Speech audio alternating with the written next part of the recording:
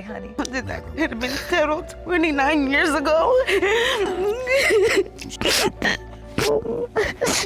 Yes, I No, cut the he said it's umbilical. not. You cut the umbilical cord? Yes, because I... Yeah, he cut it, but he was sitting on the side. But wait a minute, Miss Because- Moore. Now, hold on, because I See- know, wait a minute, I've been a mother in a hospital. Now, if this is not your husband, you weren't married to him, right? And you say you didn't believe he was the biological father of the child. They could not give me an exact due date due to having the IUD and not having a period. So they said by the ultrasounds and seeing... Judge Lake sets the stage for a poignant and emotional case. Mr. Haggerty is desperate to restore his relationship with his daughter. Wanda, who has pulled away after her mother, Ms. Davis, claimed he wasn't her biological father, despite nearly 30 years together. Mr. Haggerty remains unwavering in his belief that he is indeed her father. Wanda, however, is torn, caught between two sides. Ms. Davis admits to lying, but is now ready to come clean, leaving the courtroom poised for a heartbreaking truth. Wanda, you say you are stuck between your parents, and after believing the plaintiff was your father, you now are confused by your mother's new claims. Ms. Davis stuns everyone with a shocking accusation, labeling Mr. Haggerty as nothing more than a casual playmate. Wanda quickly defends him, expressing her outrage over the way both she and the man who raised her have been mistreated. She voices her concerns about her own children now being confused about who their grandfather really is. The callousness of the playmate remark reveals a deep disrespect for the bond that has existed between father and daughter for almost 3 decades. I'll start with you, Mr. Haggerty. Why do you say Ms. Davis is a liar? She lied to me, she lied to my daughter. When she first got pregnant, she said I was the dad, and after 29 years, I come to find out now. Tears fill Wanda's eyes as she shares her pain, emphasizing how her mother treats this entire ordeal like a trivial game. She passionately argues that if her mother truly cared for her, she would never have engaged in such manipulative behavior in the first place. Her emotional plea highlights the lasting damage caused by her mother's actions, turning a family secret into a continuous source of heartache and confusion for all involved. Miss Wanda, you felt the same. Yes, Your Honor. This is the man you always knew to be daddy. Yes, Your Honor. He's not.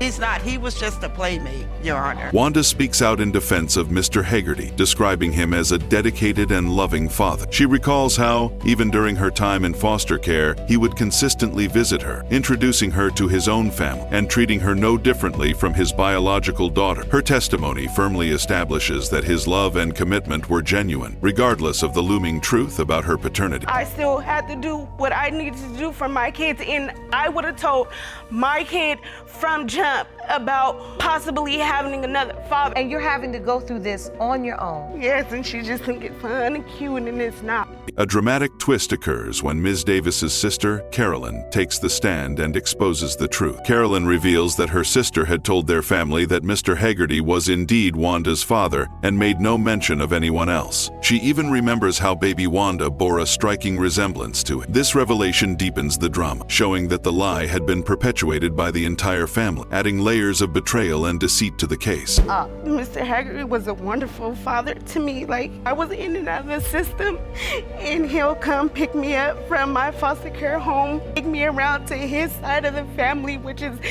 Wanda opens up about the shocking moment she first learned the truth. At 19 years old, a stranger approached her, tearfully claiming to be her biological father. This emotional encounter, which occurred in a public space, is the moment she discovered the paternity lie. The messy and chaotic nature of the revelation highlights the devastating consequences of keeping such a secret for so long. Oh, honey, just take a breath. Just take a breath. Mr. Haggerty, when you see your daughter, beautiful young woman you've raised as your daughter, be so upset. Ms. Davis finally admits the depth of her deception. She confesses that she had been pregnant by her boyfriend when she began her relationship with Mr. Haggerty. She tells the court that she had told Mr. Haggerty he was the father, while her boyfriend was aware he was the real one. This acknowledgement confirms that Ms. Davis deliberately misled two men, crafting a tangled web of lies that would define Wanda's entire life. Please explain to the court. My sister called me. She said me and Craig just got through doing, and she said I'm pregnant. him. And The courtroom falls silent as Judge Lake reveals Wanda's birth certificate, which she had never seen in 29 years. It shows that the father listed is not Mr. Haggerty, but another man. This concrete piece of evidence sends shockwaves through the room, delivering a devastating blow to Wanda and Mr. Haggerty. It is the first irrefutable proof that the truth Mr. Haggerty believed in was nothing more than a fabrication. Vanessa, Mr. Haggerty's biological daughter, steps forward and warmly claims Wanda as her sister. She points out that Wanda bears more resemblance to their father than she does. Despite the lack of a biological connection, she assures Wanda that she will always be her sister. This powerful moment of solidarity showcases how the bonds formed by love and nurturing far outweigh genetic ties. And Marcella was already conceived in my belly when I was playing with Mr. Haggerty. Wanda accuses her mother of having ulterior motives, suggesting that her revelation of the true father only came after he had accumulated wealth. She claims her mother instructed her to extract money from him. This accusation adds a cynical twist to the long-hidden secret, implying that the truth was used as a means to achieve financial gain, rather than being shared for the sake of honesty and reconciliation. The hospital when your daughter was born. The other man. Yeah. If you were that certain and he signed the birth certificate, everything is here. The DNA results arrive, confirming that Mr. Haggerty is not Wanda's biological father. The man who raised her immediately consoles her, saying, "It's all right. I'll always be there for you." Vanessa, too, reassures Wanda, telling her, "You still look like me." The test doesn't change that. This heartwarming moment demonstrates that the emotional connection they share as a family remains intact, proving that chosen family can triumph over even the harshest biological realities. Mr. Haggerty,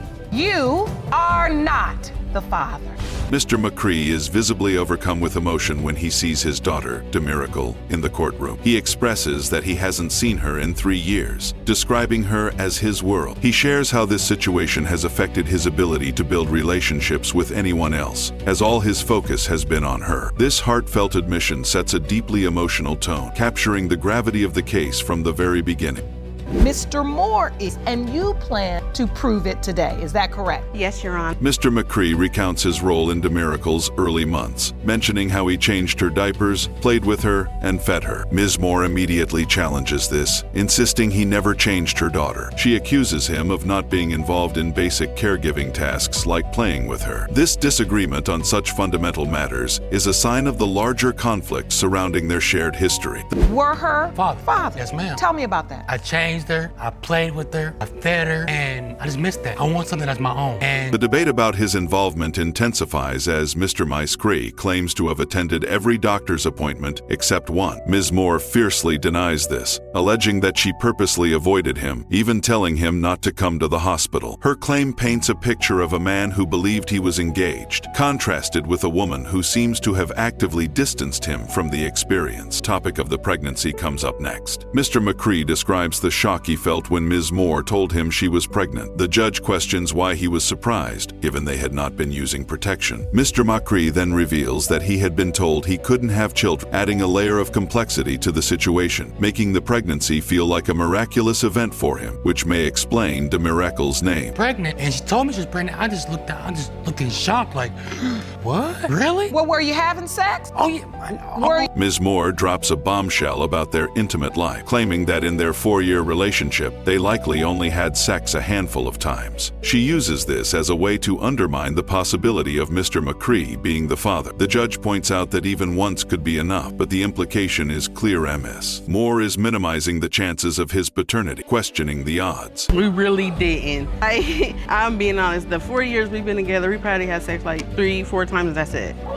Mr. McCree presents what he believes to be his trump card, the birth certificate listing him as the legal father, which he signed without hesitation. However, Ms. Moore offers an unexpected twist, stating that she was drugged at the hospital and didn't fully consent to him signing. She even goes so far as to claim he threatened to stay unless forcibly removed, suggesting a tense and hostile environment at the time of DeMiracle's birth. Let me see what this is. This is a certificate of birth. Yes, Child's name DeMiracle, Serenity McCrae. father's name Emmanuel Davis McCrae. The hospital narrative becomes even more convoluted as Mr. McCree confirms that he cut the umbilical cord. The judge is perplexed and wonders why Ms. Moore, who supposedly didn't want him involved, would allow such an intimate act. Ms. Moore sticks to her story, claiming she was under the influence of drugs. The judge, however, questions why she didn't call for security if he was truly unwelcome, revealing inconsistencies in her account. This is not your husband. You weren't married to him, right? And you say you didn't believe he was the biological father of the child. Mr. Moore, Ms. Moore's husband, takes the stand and responds confidently when asked if DeMiracle is his daughter. He casually states, "Of course, Your Honor," adding, "You can just look at her. She's clearly mine." His response relies heavily on physical resemblance, a common but unreliable method of determining paternity, which will soon face the ultimate test through scientific evidence. Thank you for joining us today. Mr. Moore, do you believe DeMiracle is your daughter? Of course, Your Honor.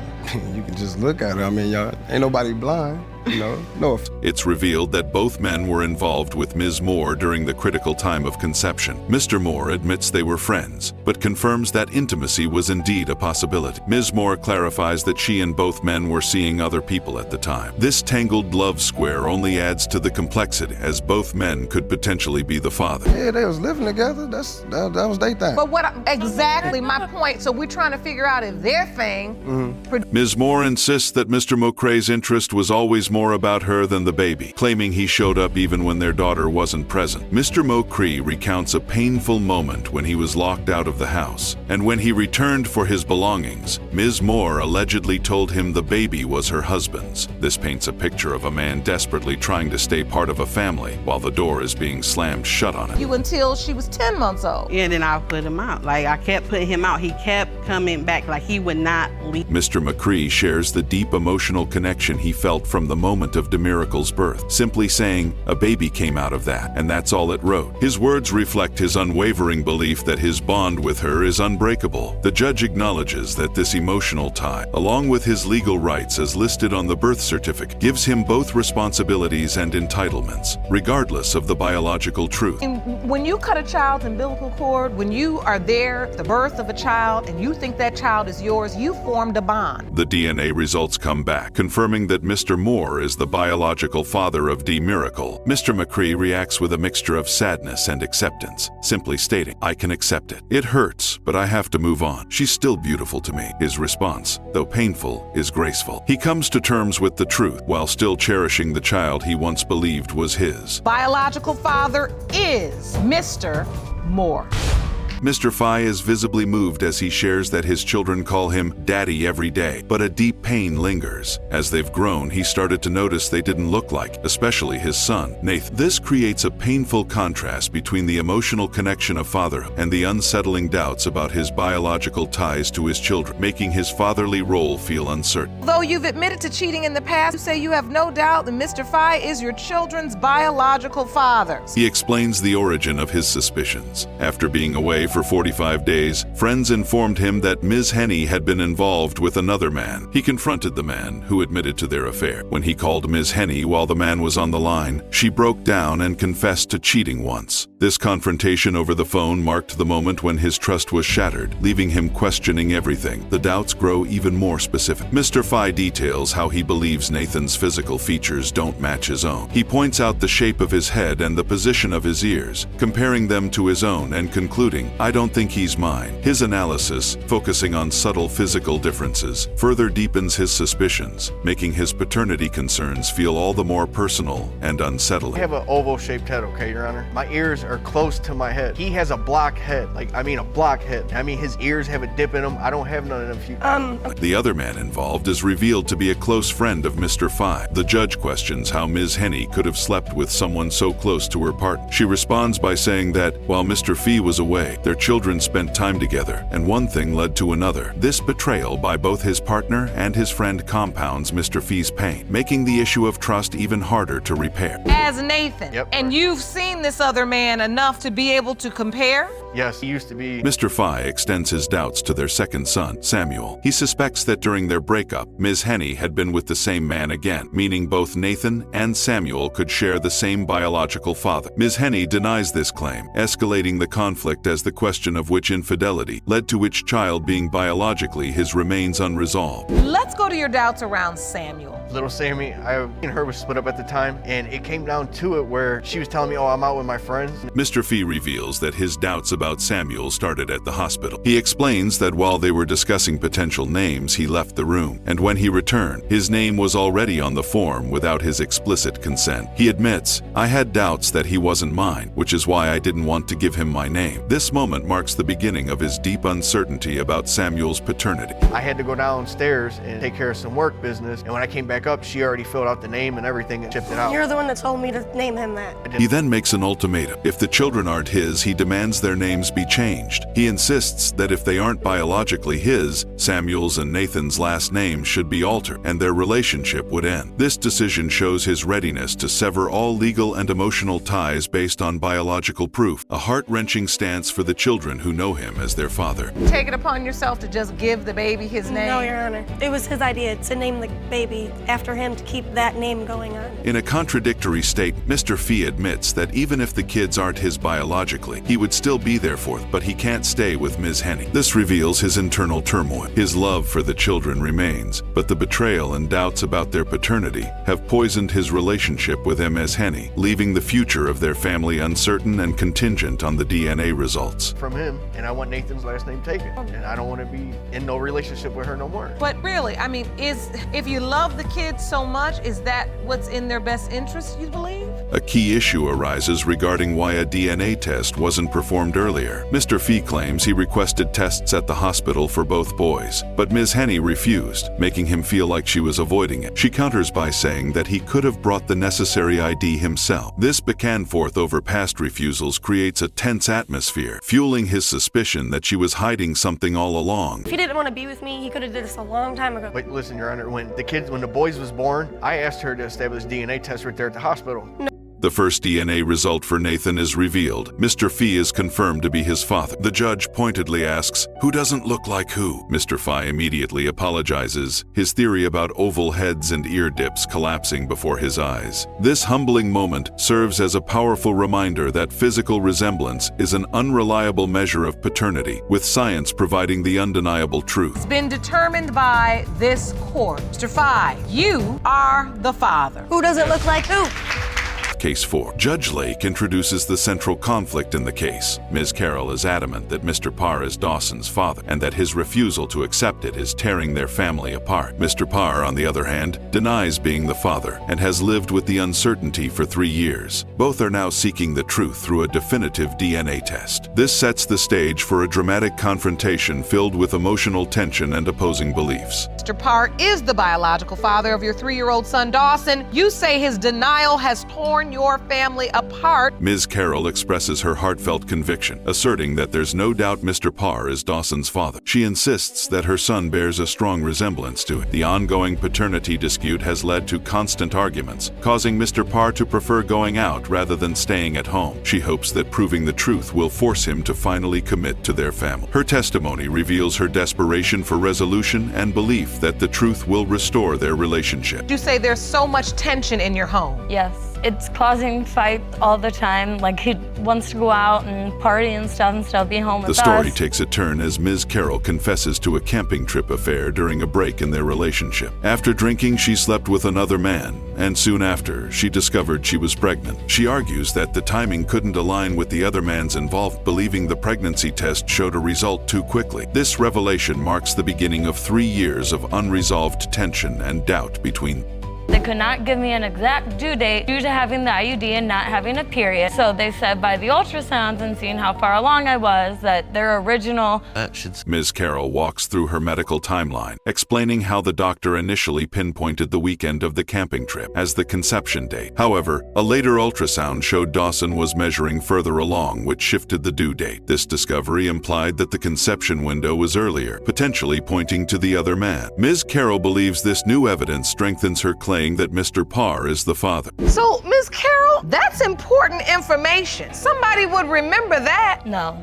He was there at the house. We had 2 family members with us. In a shocking turn, Mr. Parr reveals he never knew about the change in the conception date. He says this is the first time he's hearing about the updated ultrasound information. Judge Lake is stunned, asking how such crucial details could have been left out during years of fighting. This moment sheds light on the communication breakdown between them, where key facts were overlooked amid their emotional turmoil. I want you to speak for yourself and for your child and tell Mr. Parr, what does this paternity denial, what does this mean? How does this make you feel? Judge Lake turns to the absent other man, and the situation grows even more heartbreaking. Ms. Carroll shares that she reached out to the other man to discuss the possibility of him being Dawson's father, but he disappeared without a trace. He has shown no interest in Dawson, adding another layer of pain for Ms. Carroll. The judge acknowledges the deep emotional burden she carries in this fight, highlighting her isolation in this journey. Carol, you say you have no doubt that Mr. Parr is your child's biological father. You also testified that the pregnancy test was a huge deciding factor for you. The pregnancy test theory is examined closely. Ms. Carroll insists that the test showed a positive result almost immediately, believing this meant she was already pregnant before the camping trip. Judge Lake, intrigued but skeptical, calls for an expert witness to weigh in on the matter. This illustrates how personal beliefs about science often shape people's convictions, emphasizing the need for professional analysis to clarify the situation. And so it's your hope that this result today will resolve the paternity questions and you hope to get your relationship back on track? Yeah, I feel like once we know the answer and I prove. Dr. Brown Parks, the medical expert, explains the science behind beta-HCG hormone levels. She states that a strong immediate positive test could suggest pregnancy occurred about 3 to 4 weeks after implantation. Her testimony actually aligns with Ms. Carroll's theory, adding scientific credibility to her claims. This revelation brings a new twist, suggesting that the case might swing in Ms. Carroll's favor. Does this change your feeling about Dawson's paternity? No, not at all. I'm getting older. I'll be turning 30 here soon, and I have no other possible children. Despite the doctor's testimony, Mr. Parr remains unmoved. He acknowledges the doctor's input, but insists that it doesn't change how he feels. He shares that, despite getting older and wanting children, he is certain Dawson is not his. This marks a painful emotional divide, where Mr. Parr is unable to overcome his gut feeling, even in the face of medical evidence, creating an impasse between logic and emotion. A bit more. So ideally, we want to take a pregnancy test the day of the first missed period or after, because before that, you can get faint lines, pink lines when they should be red lines.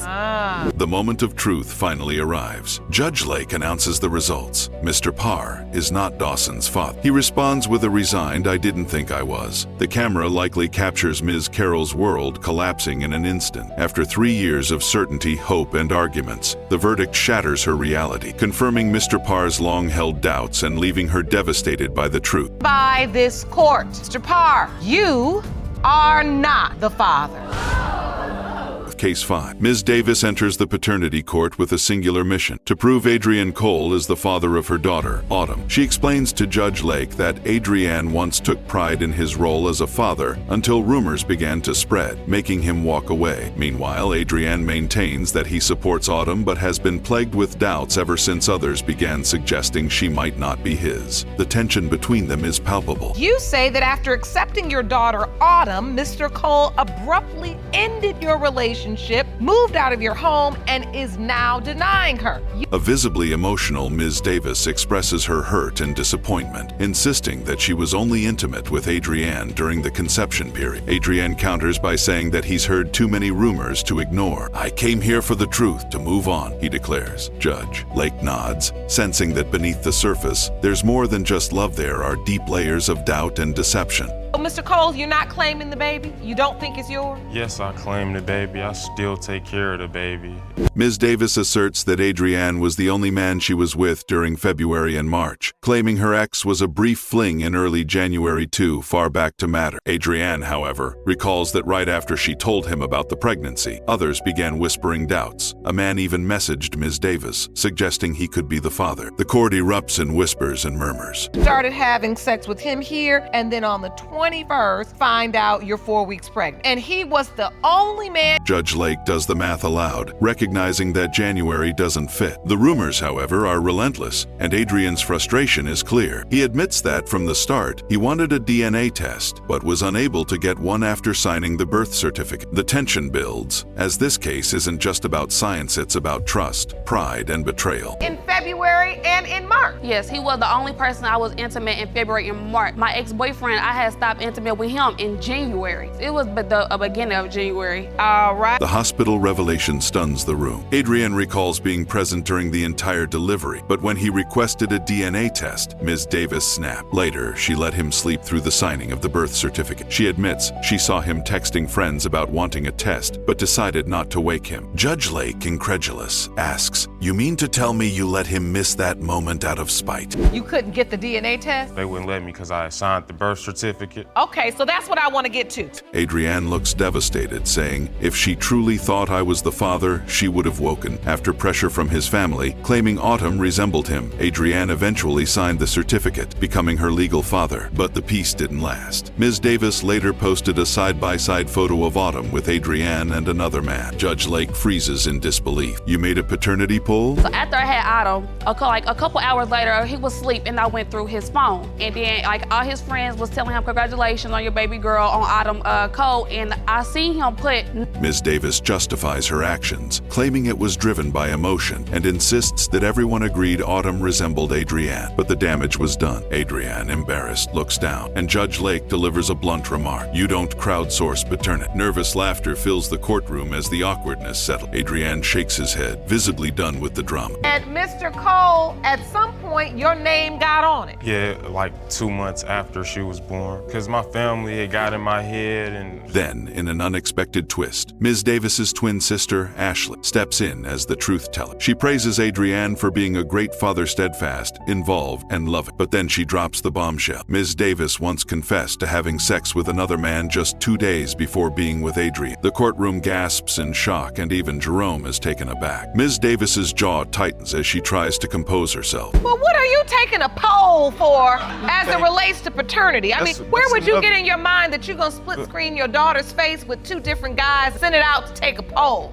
Judge Lake, trying to steer the focus back to what matters, reminds everyone that little Autumn, now 3 years old, calls Adrienne daddy and knows no other man in that role. Adrienne chokes up, sharing that he wants to be her real father. Having never had a dad himself, he doesn't want her to grow up with any doubts. The moment is heartbreakingly raw, and Judge Lake pauses, clearly moved by his words. Can you please bring the witness into the courtroom? Sure. Miss Ashley Davis. Ms. Davis's sister is here to testify today. Then the legal truth comes into play. By signing the birth certificate, Adrienne is Autumn's legal father, regardless of the DNA results. Legally, he's responsible, and emotionally, he's already bonded with. Ms. Davis, hearing this, realizes the weight of what it means. Judge Lake presses her, asking why she continued feeding the public drama if she was certain all along. "Because I was mad." Ms. Davis responds quiet, "I just wanted him to believe me." So wait, you're saying that your sister admitted to you that she had sex with another guy 2 days before she was intimate with Mr. Cole? Yeah. Adrienne admits that despite his doubts, he still loves Autumn deeply and needs the truth. "If she's mine, I'm all in," he says, his voice breaking. Ms. Davis nods, tearfully agreeing, saying she too wants closure. Even Jerome looks misty-eyed at this point. Judge Lake takes the envelope from the bailiff, signaling that the calm before the storm is nearing its end. The room is silent, anticipating what comes next. She's called into court today to tell the truth. But I didn't tell her that. I remember her saying 2 days before she had sex with Adrian. So if that's the case, the 2 days before you started having sex with Mr. Cole. Judge Lake recaps the evidence. February intimacy, March pregnancy, April rumors, June signing, and now 3 years of doubt. She reminds them that one document created a family, and one test could potentially destroy it. Adrian taps his leg nervously, and Ms. Davis takes a deep breath, whispering, "Please, God." The envelope rustles, and every second feels drawn out. Yes, Your Honor. And I sit in this chair because I try to be a voice for the voiceless, for the children that can't speak for themselves. Judge Lake stares at the paper in her hands, her expression unreadable. Adrian grips the railing tightly, and Ms. Davis's tears fall silent. The air is thick with tension, and even Autumn's name feels heavy. Judge Lake finally speaks, her voice steady but solemn. These results will determine the future of this family. With a deliberate motion, she opens the envelope, the room hanging on the edge of a knife. You had sex with somebody else 2 days before. I don't know why your sister, your twin sister, would get up in this courtroom and just make up a fabrication. Everyone leans forward, waiting for the verdict. Adrian wipes his face, trying to hold back his emotion. Ms. Davis clasps her hands together, whispering a silent prayer. Jerome lowers his head in respect as the judge clears her throat. The moment has come. The courtroom holds its breath, awaiting the final answer after 3 years of chaos, Been pain, determined and hope. by this court. Mr. Cole, you are not the father.